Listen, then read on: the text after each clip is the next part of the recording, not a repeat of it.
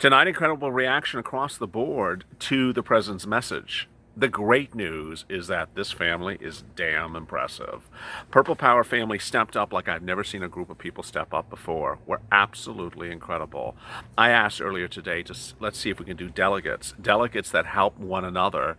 And boy, the outpouring of comments from viewers saying, I want to be a delegate, I want to help people in my state, is absolutely incredible. It's only been upwards of, 3 hours? And in a day in which things are still evolving, I have breaking news as the reaction from Wall Street, from senators that are Republican, that are very upset about the situation. Everything's unfolding. It's only 5 o'clock Pacific Standard Time. I don't know if we can get to the new day, but I'm here, you're here. I don't know if the alpaca's here, but the dragon and the peacock's here, and this is Evenings LALATE.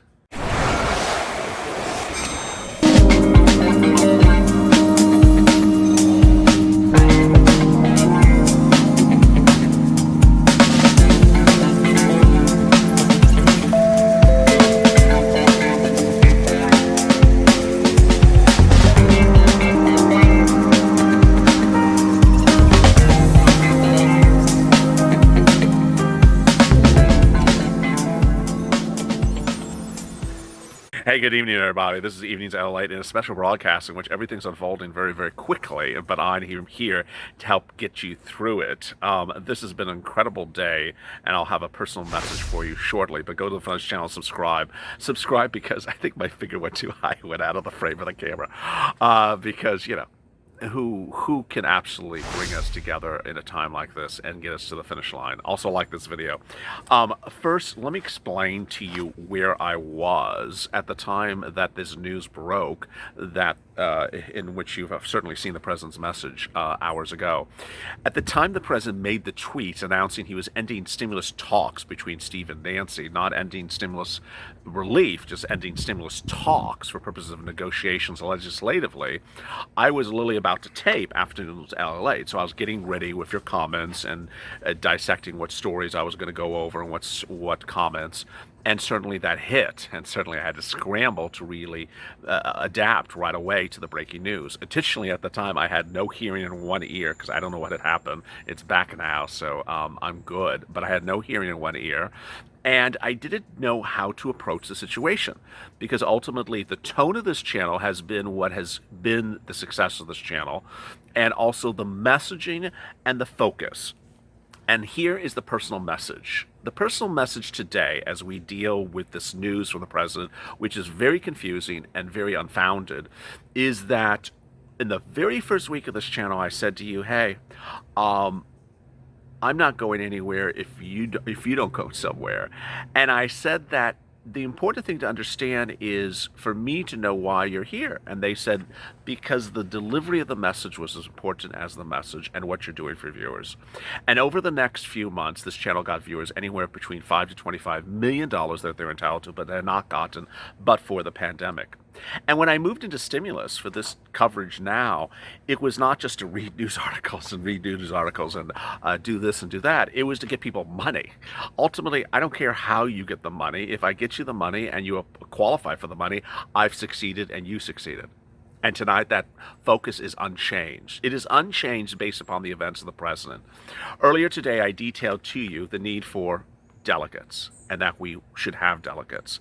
And people stepped up in record number. What are delegates? I said there's two things that we absolutely categorically need here. One, we need people who can help find that unused, remember the use or lose money I talk about on a daily basis of the channel? The $150 billion of CARES Act 1 money that is currently sitting in cities and counties across the country, that they're just announcing grant programs. And I always tell you, go on Google News, Google for grant plus your city, plus maybe CARES Act, do it for the county. And I always say, hey, if there's nothing there that day, check back the next day. Well, I've got a lot of comments from people over the last few weeks say, I'm not really good with a computer. I'm not very good in searching things. I'm not that tech savvy. Can someone help me? And ultimately, those people answers have gone unhelped because there's too many cities in the country. I get 40,000 comments a day, and I'm one person. I can't possibly do it. So that was the first group of people that needed help, that have access to grants. They just don't know where they are, and they don't have someone to help tell them that they're grants. The next group of people were people who are in that know the nuances of their state's unemployment application process, more beyond how I broadly describe all the elements of PUA UI, and can assist them when they're having problems getting their UI questions or PUA questions answered because their states don't answer. I get singularly the most questions on a daily basis in private messages. I haven't got to my benefits because, and I just don't know the answers because they're generally very unique to their state. And so tonight, as we sit here and we're waiting and wondering what's going to happen for stimulus relief, I'll have that in a second, the power of the purple has absolutely stepped up. And the call for delegates is absolutely overwhelming. I'm not quite sure where we're going to do it and how we're going to do it and where's the platform. I initially said Twitter. Maybe it belongs on Twitter. It feels sort of messenger board-ish, 1990-ish, but it belongs somewhere, and we'll figure out where to get it right away. For now, I've seen your messages, people wanting to be delegates. It would be like a delegate for Texas or multiple delegates for Texas. People you could reach out to in Texas and say, hey, I'm in Texas, you're in Texas. Have you heard any grants for rent? Have you heard any grants for food? I had problems with my unemployment assistance application. They're asking this, and I don't know what this means. Can you help me? And that's the spirit of the Purple Power. It's helping one another get through this pandemic because we're all humans. We don't see red or blue. We don't see Republican or Democrat. We see getting through a pandemic, which was not our cause, that some of us have gotten COVID, some family members have gotten COVID, and some of us have been lucky to get nothing. And yet it's taken a financial toll on all of us. So that's the spirit of the purple. Let me get to the breaking news tonight. Tonight, the breaking news across the board is really surprising. Remember those senators who were Republicans that didn't want to give you anything for stimulus? Well, apparently now they're pissed off. Excuse me? These are the people who wouldn't do jack anything, and now they're really pissed off.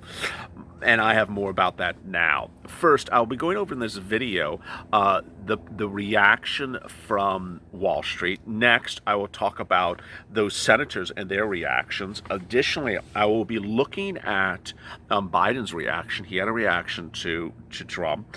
And then I'll be going over your 982 questions from tonight. First, Jim Cramer says that the president's aides, which I think is Larry Kudlow, are conscious that many areas of the economy are red hot great right now, and they'll stay red hot without a stimulus package. Please don't forget there are parts of the economy that need help, and those are small businesses, and those don't trade publicly, so their weaknesses rarely filter through the stock market. The part that's work lean is mostly publicly traded companies. We have a V-shaped recovery in housing, a U-shaped recovery in autos, and some of the largest retailers never experienced a downturn. Think Walmart, Amazon, Costco, Target, Home Depot, Lowe's. I like this comment for the purposes of we understand perhaps why these nincompoops in Congress and the president may not have understood why stimulus is needed. You got to remember that Larry Kudlow, who's the chief economist of Donald Trump, which I can't even say that with a straight face, said that this economy could do well without a stimulus package. Well, what part of the economy? As Jim Cramer says, not the part of the economy that's the mom and pop business or the Uber and Lyft driver or the person who stocks the shelves at the grocery store or the frontline worker. That's not the part of the economy that's going to do well. The part of the economy that's going to do well is the rich, big, conglomerate publicly traded companies like a Home Depot and Lowe's. They're going to do very well despite no stimulus. And that's perhaps what has gone on tonight, is that the president just looks at big business and doesn't look at the small person. And that's ironically what sort of Joe Biden said during the first debate, that he only focuses on rich things and doesn't focus on the working American, which is sort of contrary to his focus. I mean, the president could have done another round of PPP in 10 seconds and saved small businesses. He could have done stimulus checks by executive orders. He could have done FPUC. The question is, will he do it? And that's another spirit of the purple power tonight. The president's comments earlier today do not say that he is not going to do executive orders. I want to make that clear, and I certainly made it in the earlier videos. I said it about 5 times, and I've been saying it over the last 3 weeks, but I want to make it clear again tonight. His comments on social media, his comments on Twitter tonight did not say he wasn't going to do executive orders. He just said, I'm stopping negotiations with Nancy. Well, That's not surprising. I mean, we already said that Steve and Nancy were not making a lot of major progress. They were giving us a lot of great positive messages, but they had not they were still 500 half $1 trillion apart. So he said, I'm calling off negotiations before the election. He did not say I'm not sending out a stimulus check. He did not say I'm not doing executive orders. He did not say I'm doing stimulus relief. He says I'm not allowing Steve to waste any more time with Nancy. And viewers generally I saw got that because I saw your comments even before I started recording on afternoons. I just want to make that clear for everyone else. Now, Treasury. This is what's very interesting. You don't hear this type of analysis really anywhere else, and this comes from CNBC. Investor Peter Brookfar is very worried tonight that stagflation could happen and dramatically hurt this economy even worse than it is. A stagflation type of environment, if it were to happen, is the market's worst nightmare. Higher inflation becomes particularly dangerous if it's going to come with mediocre economic growth. It could handcuff the ability of the Fed to do more easing, lead to higher interest rates, which would crimp a credit-dependent economy and could also hurt high-flying stocks. What stagflation means is that prices could go up, inflation, but the economy may not actually grow because there's no stimulus in it. And we do have inflation currently, which the Fed has already talked about. But he says healthy inflation so long as there's growth in the economy. If there's no growth in the economy, not a good situation. One of the rationales for higher multiples is particularly that there was very low interest rate, and this could hurt a lot of stocks. Tonight, Susan Collins came out against the president. I can't say that with a straight face. Susan Collins, who is about as, not my favorite person in the world, Republican GOP senator who's done some screwy stuff, is in a battle to keep her seat. And she said she was furious about the president's announcement to call off negotiations. Waiting until after the election to reach an agreement on the next COVID-19 relief package is a huge mistake. In regards to hearing that, she said, I've already been in touch with the Secretary of Treasury, one of the chief negotiators, and with several of my Senate colleagues. I'm glad that she told us Steve Mnuchin's role. Like, we didn't really know that, Senator Collins. I appreciate that.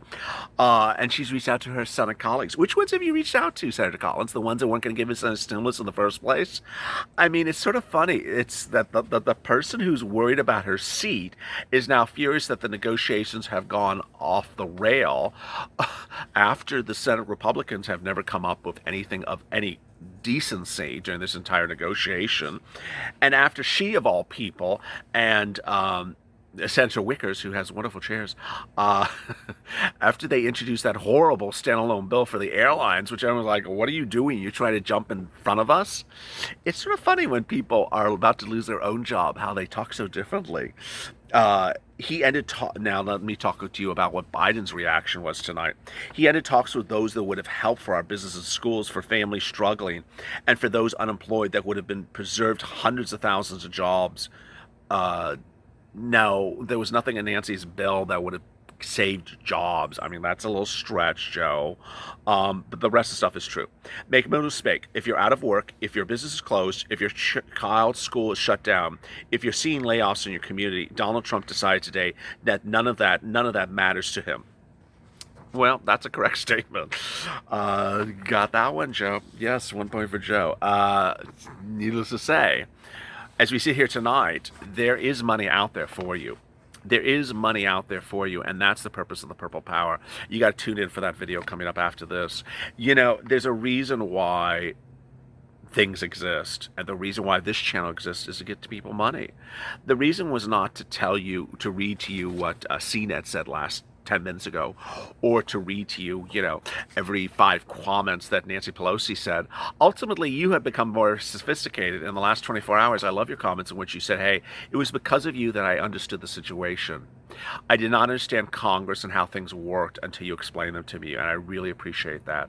And I think that has helped buffer what happened today, because ultimately, Had I not explained to you that her bill was a dead bill last week, had I not explained to you that you had to do 3 steps to get a bill from a bill to a law, had I not explained to you that where the negotiations were going with Steve and Nancy, and that they were still a $500 billion apart, he was not moving on FPUC, she was not moving on state and local, you would have thought, oh my God, this would have hit like a train wreck today. In fact, it really didn't, because we already knew there was problems with these two people. We already knew they were not moving on their numbers for upwards of, 6 months since July. And if people don't move on their numbers, there's no deal, there's no negotiations. It's just looking like you're negotiating.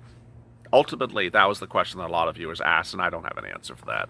Was Steve and Nancy faking their negotiations, making it look like they're negotiating for the purposes of optics, as for the purposes of showmanship, for the purposes of, helping their party?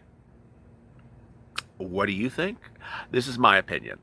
Nancy Pelosi, absolutely yes. Absolutely yes.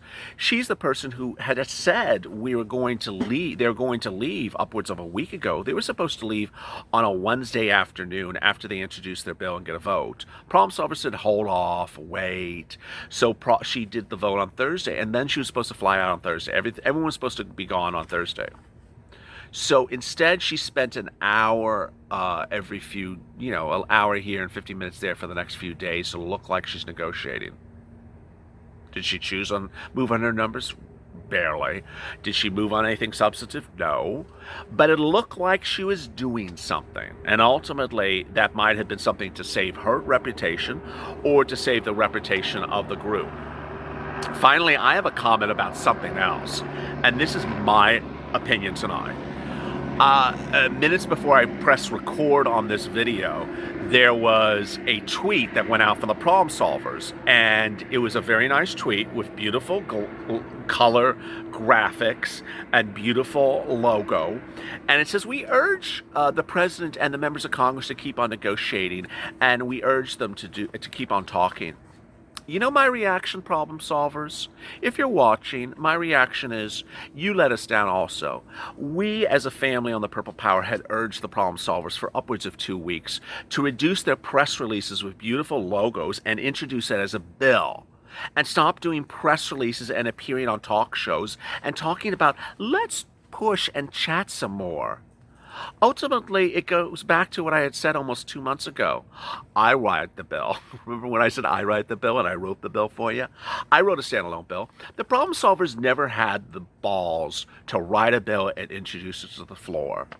And had they done that, we might have gone in a different direction. Steve Mnuchin ultimately never had a problem solver's bill to say, it's on the Senate floor, the president supports that bill on the Senate floor, and we're going to push it for a vote, and Mitch is going to put it up for a vote, and we're going to try to get it approved. And then you would see Nancy versus that bill head on.